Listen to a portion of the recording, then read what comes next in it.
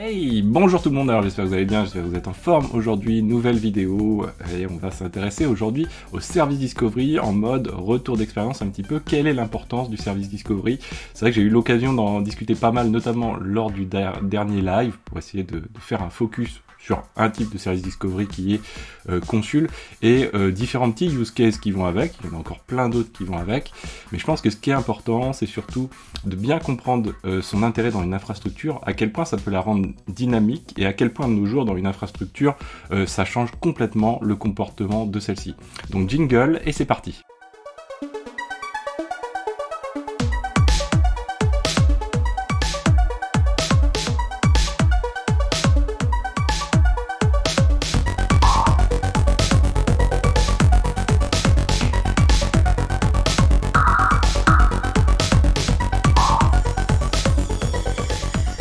Alors c'est parti pour la découverte de ce qu'est un service Discovery, et ce que ça apporte de fondamental en tout cas, et ça apporte aussi pas mal d'autres choses encore dont on va pas forcément parler aujourd'hui. Ce qui est important avant de commencer, quelque chose d'extrêmement important en entreprise, c'est ce qu'il faut éviter, c'est surtout de siloter les choses.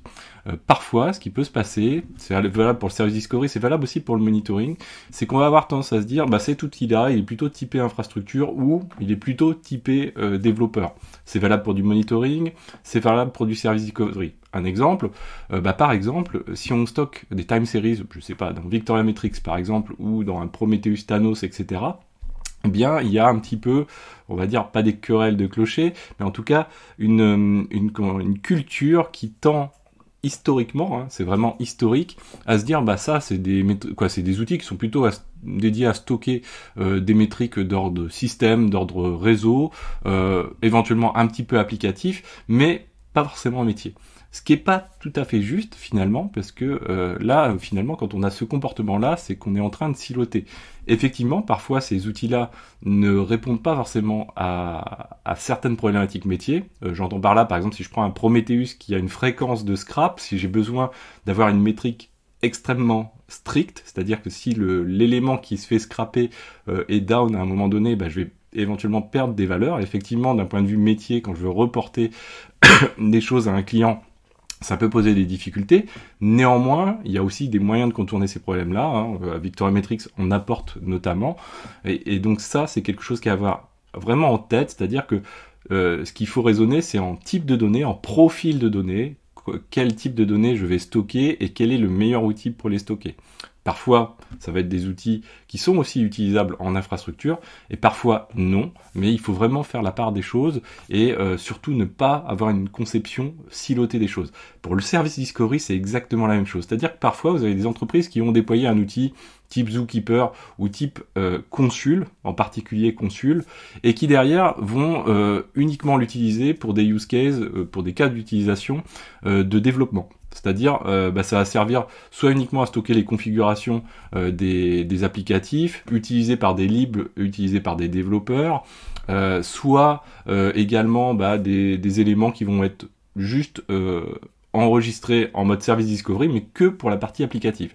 Ce qui est une erreur, ce qui est quelque chose, là encore, qu'il ne faut pas siloter, c'est-à-dire que c'est valable pour l'ensemble. Hein. Il faut faire de la mixité sociale d'un point de vue infrastructure, c'est-à-dire qu'il faut pouvoir mélanger les deux. Alors après, attention, hein, ça veut dire aussi que, d'ailleurs, peut-être en termes de performance, il faut revoir la taille des instances dédiées à ces outils-là, hein, qui permettent de centraliser les choses, parce que peut-être qu'ils vont recevoir plus de données, plus de hits, plus de checks à réaliser, etc. Mais c'est vraiment, il faut éviter de cloisonner les choses sur cet aspect-là. On parle souvent du DevOps pour éviter les silos, mais les silos doivent être évités à plein d'endroits en fait, hein, parce que historiquement on a une culture qui fait que on s'est dit, eh bien d'abord il fallait monitorer les systèmes, monitorer les réseaux, puis petit à petit on a étendu ça à des éléments applicatifs, etc. Mais il faut rester à refondre l'ensemble, essayer autant que possible de refondre l'ensemble. Donc ça c'est une première remarque. Deuxième chose, donc là c'est vraiment, on rentre un petit peu plus dans les cas d'utilisation de notre service Discovery. Qu'est-ce qu'on va pouvoir y faire de ce que je trouve, en tout cas dans les plus intéressants, pardon, désolé, je suis encore malade, mais qu'est-ce que je trouve dans les choses qui sont extrêmement intéressantes du regard d'infrastructure, c'est aussi valable du regard du côté applicatif. Donc on a notre service Discovery, Derrière, qu'est-ce qui va nous permettre de réaliser? On va regarder deux petits cas, deux, trois cas d'usage. Première chose, ce qu'il va me fournir, c'est du DNS. Et ça, c'est génial.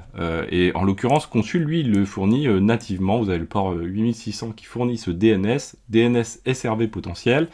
C'est vraiment quelque chose qui est extrêmement intéressant. Ça va permettre de pinguer les machines dont on dispose dans notre réseau très rapidement, de disposer d'un DNS à la fois pour les serveurs, pour les instances. Donc c'est pas forcément, ça peut être des serveurs physiques, ça peut être des instances dans le cloud, des instances dans des VM, Proxmox ou autres, ça peut être des hyperviseurs, ça peut être des pods également, et puis également des services. Donc on a un service, éventuellement différentes instances au sein de ce service, et derrière ça va permettre donc de découvrir ces services automatiquement et de disposer surtout d'un DNS avec ces services. Donc ça c'est une première brique qui est vraiment extrêmement intéressante, je trouve en tout cas. Autre élément qui est important, bien sûr, c'est la configuration, particulièrement l'aide à la mise en place de monitoring. Alors on va se regarder un petit exemple rapidement. Et là encore, ça reste du service, une fonctionnalité essentielle de Service Discovery avec juste un focus sur le monitoring parce que ça apporte vraiment une brique essentielle en matière de monitoring. C'est-à-dire que c'est fini avec le Service Discovery, les tartines de configuration avec, je sais pas, 10 000 hosts dedans, 10 000 nodes dedans, et des choses qui sont relativement décalées dans le temps. C'est-à-dire que si je fonctionne avec des agents type SaltStack, type Puppet, type Chef par exemple, ce qui va se passer, ou même Ansible, c'est que je vais être dépendant de la fréquence des runs, soit des agents, soit du run, on va dire du Ansible, du playbook par exemple, et derrière ça veut dire que je vais pas être en temps réel, je vais être vraiment pas en temps réel pour le coup. Alors que si je dispose d'un service discovery type par exemple Consul, alors je vais prendre souvent son Consul, hein, désolé pour certains, mais c'est vraiment celui qui me paraît le plus petit, mais qui apporte tellement, qui change complètement la configuration des infrastructures quand j'ai pu participer à des infrastructures qui bénéficiaient de Consul de manière assez avancée. Eh bien, ce qui permet de faire, c'est tout simplement, l'agent, une fois installé, permet tout de suite de faire remonter à la registrie centrale les éléments, et l'avantage, c'est que lui, il permet de se connecter, il y a beaucoup d'autres outils qui permettent des interconnexions directes avec ce service Discovery. Un exemple, donc si je prends ici, je suis sur ma machine Victoria Metrics. Dessus, j'ai Victoria Metrics que j'aurais pu configurer directement, mais j'utilise VM Agent, qui est juste l'équivalent finalement d'un Prometheus, mais qui fait juste passe-plat, j'aurais tendance à dire, des métriques direct à Victoria Metrics comme backend. Donc là, si je prends sa configuration, qu'est-ce qui se passe? Par exemple, si vous voyez ce bloc-ci, alors il peut paraître compliqué, mais attention, ce bloc-ci, ce qui permet de faire, c'est de dire que tous les services qui sont déclarés dans Consul, toutes les machines qui disposent d'un service qui sont déclarés dans Consul en tant que service qui se nomme Node Exporter, j'aurais pu le nommer Titi Toto, peu importe ce qu'on veut, eh bien, je l'intègre dans ma configuration dynamique, c'est pour ça que ça s'appelle SD-config, hein, Service Discovery Config, et du coup, je le prends en compte directement dans mon monitoring. Ça veut dire que ces lignes-là, une fois que je les ai écrits, une fois et que je les ai poussés une fois sur le serveur de monitoring, je n'ai plus jamais besoin, sauf bien sûr modification structurelle, je n'ai plus jamais besoin d'y retoucher. Ça veut dire derrière que les services ici, si je rajoute, je sais pas, 100, 1000, 10 000 machines, alors modulo bien sûr les difficultés qu'il peut y avoir avec Consul sur les très larges parcs, mais ça se gère ensuite en splittant, en data center, etc. Mais derrière, ça permet surtout d'avoir quelque chose qui est extrêmement dynamique. C'est-à-dire que dès que je rentre une machine, j'ajoute l'agent Consul, je lui pousse son service, notamment le service Node Exporter, et tout de suite la machine rentre dans le monitoring sans que j'ai besoin de jouer autrement mon outil d'infra as code qui va mettre en place juste l'agent Consul. Alors, il reste quand même à tourner, mais dès que cette machine est provisionnée, comme je lui colle tout de suite son Consul Agent et son service, tout de suite, elle rentre dans le monitoring. Je veux dire, c'est de l'ordre de quelques secondes. Donc ça, c'est vraiment extrêmement sympa. Si on regarde un petit peu ce que ça donne que, par exemple, généralement, on installe Node Exporter, par exemple, partout pour récupérer les métriques en question. Il existe d'autres systèmes de monitoring, c'est qu'un exemple, hein, mais derrière, ce qui se passe, du coup, j'ai un service node exporter. Vous voyez ici, j'ai une toute petite infra, elle a que 10 machines. Et pour chaque machine, j'ai ce service node exporter qui est installé. Et dès lors que cette machine se retrouve avec ce service node exporter, première chose, c'est que ça applique un check de type, je peux appliquer un check de type node exporter, c'est-à-dire que je vais juste vérifier que le node exporter est bien démarré, c'est-à-dire que si j'ai un problème de monitoring, je suis encore capable de le remonter. Je vois le port donc en question que je check, donc c'est-à-dire le port 9100 pour node exporter, et il est checké à une fréquence que j'ai décidée via l'agent du service discovery qui est présent sur la machine. Là en l'occurrence, je l'ai mis, je crois, toutes les 10 secondes. Ça c'est extrêmement pratique, et ça fait un gain de temps substantiel, parce que vous voyez que tout de suite le monitoring finalement, eh bien, si j'avais par exemple au lieu de 10 machines, si j'avais 1000 machines, ce qui fonctionne très bien, si j'avais 1000 machines, eh bien j'aurais toujours le même nombre de lignes ici, ça ne bougerait pas.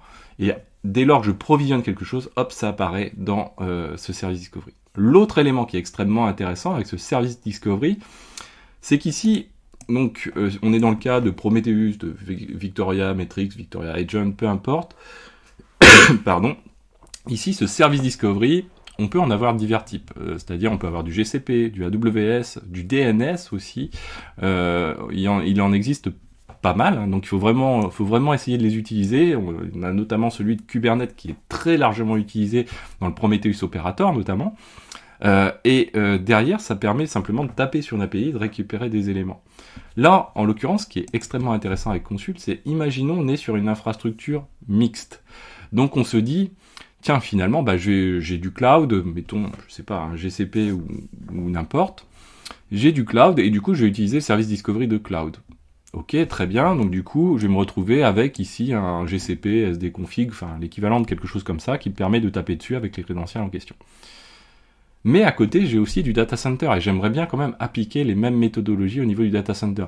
À ce moment-là, je fais table rase du service discovery GCP, et je me dis, peu importe où je suis, j'utilise un agent de type consul, que je vais installer, que ce soit sur des instances cloud, que ce soit sur des machines physiques, de la VM dans mes data centers, je l'applique quoi qu'il arrive, et du coup je fais abstraction complètement du support sur lequel je suis, et je suis en mesure de remonter toujours ma liste, et si j'ai 1000 machines, 500 côté GCP, 500 côté AWS, voire 500 côté data center, eh bien elles vont venir rentrer dans tout de suite le service en question, et se retrouver avec du monitoring. Donc ça c'est la première chose qui est extrêmement sympa, ce qui fait que derrière, on a quelque chose qui s'auto-configure très très rapidement dessus.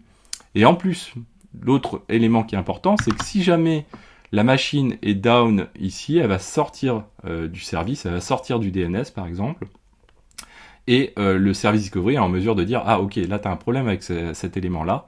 Et donc le service discovery lui-même dispose aussi de métriques, type par exemple des métriques dédiées à Prometheus, par exemple, l'équivalent d'une route Prometheus, et on est en mesure de remonter ces métriques et de faire de l'alerting, bien sûr, sur l'état de ces services-là. Donc ça c'est extrêmement sympa. Et il apporte également la maintenance, c'est-à-dire qu'on va, par exemple, on intervient sur une machine, et bien ce qui se passe, pardon, si j'interviens ici, je vais pouvoir tout de suite faire un consul, par exemple, maint, et ça permet de sortir la machine du service en question. Par exemple ici, si je me rends, alors normalement ça devrait remonter, peut-être effet démo, j'en sais rien, hop, on va la retrouver, normalement Victoria Metrics ici, si on regarde les services, maint, hop là, maint enable, pardon.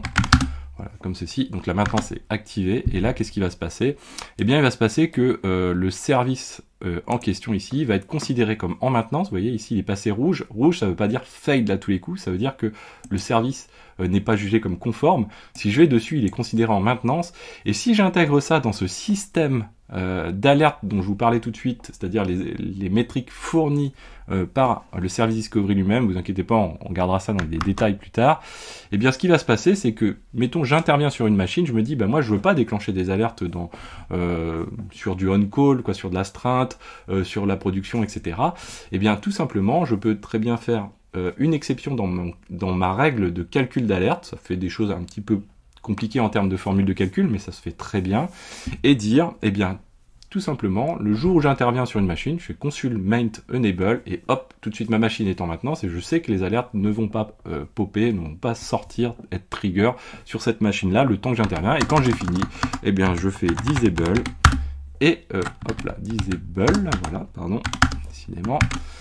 Et du coup, ma machine est recheckée normalement, elle est plus considérée en maintenance, et c'est parti, je peux, elle re-rentre dans le pool, bien sûr. Là, le fait d'activer la maintenance, c'est la sortie du DNS, tout simplement.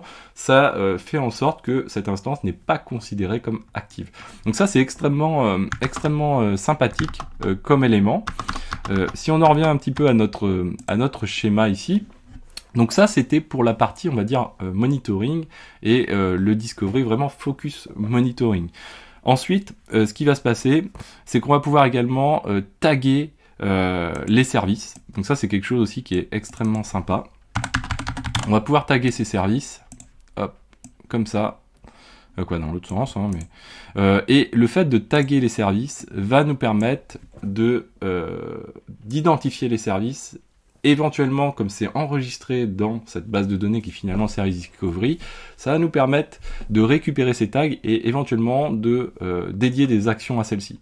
Par exemple, si dans ma liste des services que j'ai ici, je me retrouve avec des tags, par exemple UI, par exemple, donc parce que je considère qu'il y a des choses qui sont des interfaces graphiques, bien, je vais pouvoir les auto-enregistrer telles quelles dans la registrie, et faire en sorte que j'ai une boucle de calcul autour de ça. Cette boucle va me permettre de générer par exemple un fichier HTML pour avoir un portail de l'ensemble de mes UI de mon infrastructure. Donc ça aussi, c'est quelque chose qui est extrêmement sympa.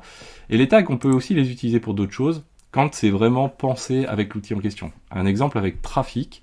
Eh bien, l'exemple avec Trafic, c'est si je prends les tags, par exemple ici, que j'ai utilisés, eh bien les tags vont me permettre, donc ils sont préfixés de trafic.quelque chose, et ça va permettre donc de remonter dans l'infrastructure, dans le service discovery, l'ensemble de ces tags. Je vais connecter mon trafic parce qu'il est prévu pour se connecter au service discovery, en l'occurrence consul. Et derrière, il va être capable de lire les tags et de générer sa configuration, de modifier sa configuration en fonction du tag en question. Donc là, si par exemple je prends GitLab, je lui ai dit d'activer l'ensemble de ces éléments-là, le basic auth, de lui dire de mettre du TLS dessus, etc. Et bien ça, c'est juste les tags du service discovery qui l'ont fait. Là encore, ça veut dire que au-delà de ne pas configurer comme le monitoring tout à l'heure, je ne modifie pas la configuration de mon trafic, ni par Ansible, ni par des agents Puppet ou autres. Tout ça, c'est vraiment géré par Consul lui-même. Ça veut dire également que si j'active la maintenance, eh bien, je vais pouvoir sortir mes services directement d'ici très facilement. Et surtout, c'est très direct par rapport à des Puppet ou autres, c'est-à-dire je fais ma modification dans les quelques secondes qui viennent, y compris le TLS généré par Let's Encrypt, ça se fait aussitôt. Donc ça, c'est vraiment quelque chose qui est très sympathique. Dans les autres éléments qui sont sympas, donc ça je vous en ai déjà parlé donc tout à l'heure, c'est les checks. Et les checks, ça c'est vraiment quelque chose qui est très cool parce que en fait, derrière, on va pouvoir vraiment remonter donc l'état de nos services et agir en fonction des états. Par exemple aussi ce qui peut être fait dans ces services-là, c'est-à-dire qu'on a différentes instances pour un même service donné. Alors si on prend par exemple Consul ici, et bien dans l'alerting, ce que je vais pouvoir faire, c'est une règle de calcul en pourcentage. Et dire que par exemple, si je n'ai que 30% des services qui sont actifs, je considère que, ou 33% dans notre cas de figure, mais 30% des services qui sont inactifs, et bien dans ce cas-là, je vais faire une alerte en warning. Mais par contre, si je passe à 60%, à ce moment-là, je vais faire une alerte en critical. Donc ça, c'est vraiment quelque chose qui est extrêmement sympa, parce que du coup, on remonte ça, on a la capacité à gérer ce pool-là, à faire des calculs de règles de métriques dessus, pour générer des alertes, pour avoir un suivi, pour avoir aussi des dashboards Grafana derrière qui vont nous montrer dans le temps, est-ce que mes services, potentiellement j'ai des services qui rentrent et qui sortent, etc. Il y a des problématiques réseau. Donc il y a vraiment beaucoup de choses qui sont sympas. Le service discovery, en l'occurrence Consul, fournit plein d'autres choses également. Donc il apporte, là on a parlé d'éléments d'infrastructure, vous voyez, parce que j'avais envie de faire un petit focus. Souvent, comme je vous disais, dans les sociétés, des fois Consul, ça vient juste pour le côté dev, c'est-à-dire stockage de configuration. Et ça, c'est un autre élément dont j'ai pas vraiment parlé. C'est-à-dire que au-delà de ça, Consul, et avant toute chose, c'est une base de données de stockage de type clé-valeur.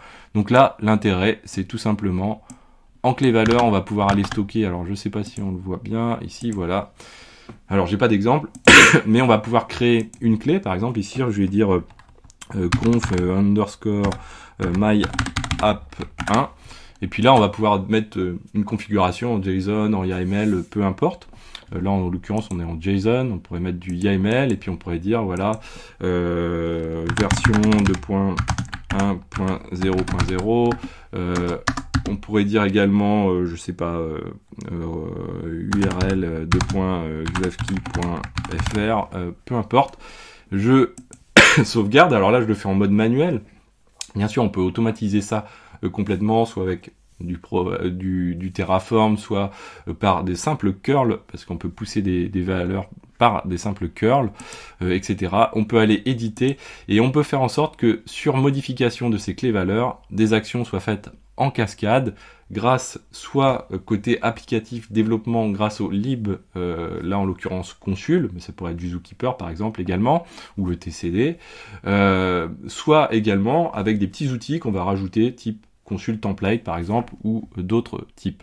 Puis il existe encore d'autres opportunités possibles.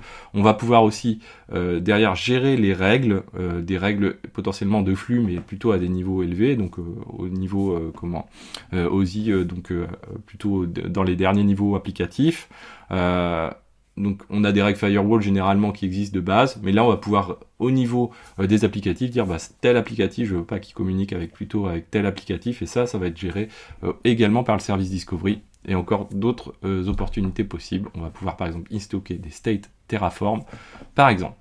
Voilà, donc j'espère que cette vidéo vous a plu. Donc le but c'était de vous faire une petite présentation de service discovery, et je sais que malheureusement il y a beaucoup d'infras qui gagneraient à en avoir et qui n'en ont pas, alors que finalement le binaire représente là en l'occurrence pour consul que quelques mégas, et ça représente très peu de choses à une échelle d'une infrastructure, si ce n'est juste un bémol, c'est-à-dire que c'est quelque chose qui broadcast beaucoup au niveau réseau, qui nécessite beaucoup de ports pour fonctionner. Il y a de l'UDP, du TCP, et vraiment de nombreux ports pour fonctionner, du gRPC, etc. Donc derrière, ça veut dire quand même pour les infrastructures les plus sécurisées, la nécessité de vraiment bien affiner les règles de gestion de ports. Ça c'est quelque chose qui est aussi essentiel. Voilà, donc j'espère que cette vidéo vous a plu, n'hésitez pas à vous abonner, ne manquez pas les prochaines vidéos, et cliquez sur rejoindre si vous voulez soutenir mon travail, soutenir la chaîne. Je vous dis à très bientôt sur Xavkey. Ciao à tous!